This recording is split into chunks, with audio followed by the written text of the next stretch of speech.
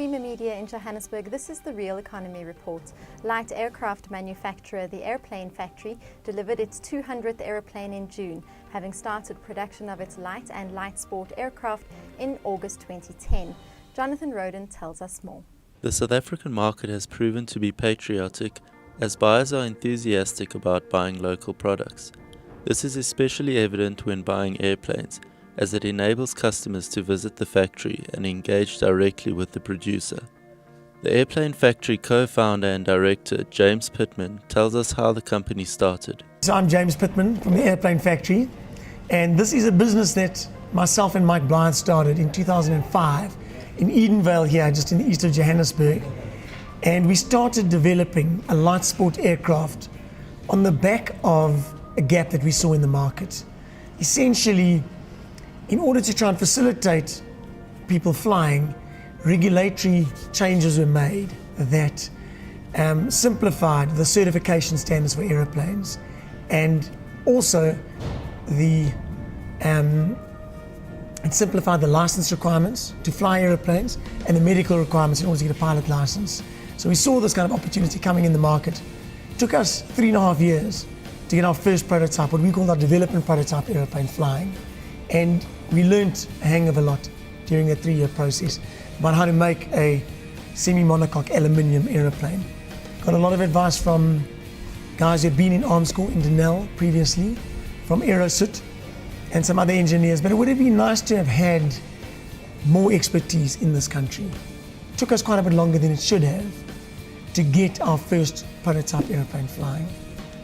I can still remember that aeroplane flew on the 18th of October 2008, and we eventually flew that aeroplane for 42 hours, tested it, changed quite a number of things, changed the size of the vertical stabilizer, the hinge points on the ailerons.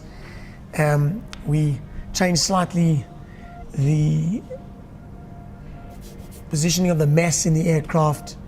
Quite a number of engineering changes between the development prototype aeroplane and what ultimately we call the production prototype aeroplane.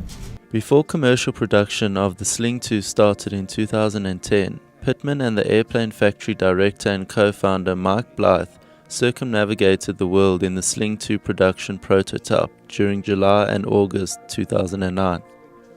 Pittman explains the pair's trip around the world. We wanted to take our production aeroplane to Oshkosh, Wisconsin.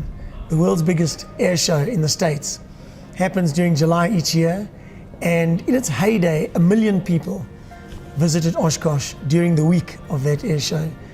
In these times of global recessions, come down to about 400,000 people, but I believe that this year, it was last week, I believe they're up to in excess of 500,000 guys again.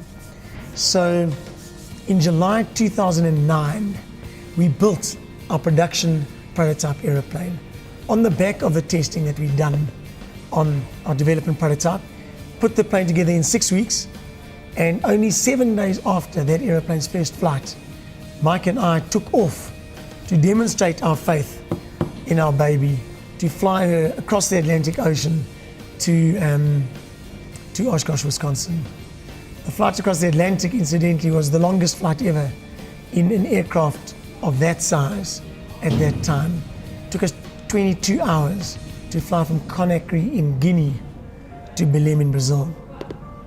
We showed the plane in Oshkosh, and for the hell of it, because we love adventure, we actually returned by flying around the world. We kept going west. It took us 40 days to get back to South Africa. And when we returned, we were satisfied that the aeroplane had proved itself to the level required to go into production for a saleable product. Other news making headlines this week: the Integrated Energy Plan should prioritize renewables, and a prototype high-lift crane receives positive feedback. Energy policy expert Richard Worthington says that any long-term energy plan should prioritize the deployment of renewable energy technologies in the short term. It's been suggested that for energy baseload electricity supply, there are certain things that need to be done. None of that actually stops us growing renewables as fast as we possibly can, because we're growing from such a small base.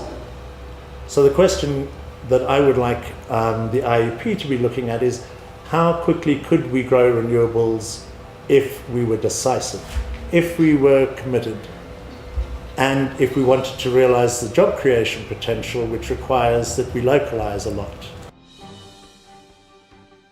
Multinational engineering company Condra is receiving positive feedback on the testing of its prototype high-speed, high-lift crane technology, which is designed and manufactured for fast-tracking the pre-sink phase of new mine shafts. With the development of the new machine, I think the mining industry's got something as a tool that would make it easier for them to go through the pre-sinking process.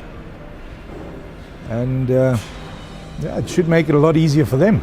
And I think with the developments in the mining industry of late, everybody that's looking to develop a shaft obviously wants to realize the actual mining faster to get hold of their investment a lot quicker. That's Creamer Media's Real Economy Report. Join us again next week for more news and insight into South Africa's real economy.